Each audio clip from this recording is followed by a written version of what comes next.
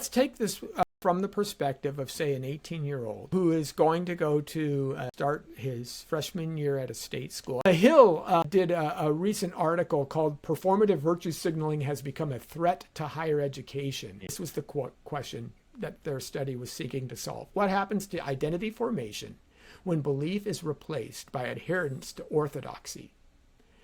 And one of the questions they asked students was, have you ever pretended to hold more progressive views than you truly endorse to succeed socially or academically? In other words, have you pretended to be more progressive than you are? 88% said yes. Yeah, they're taught to lie. 88%. And publicly they conform, privately they question, but in isolation.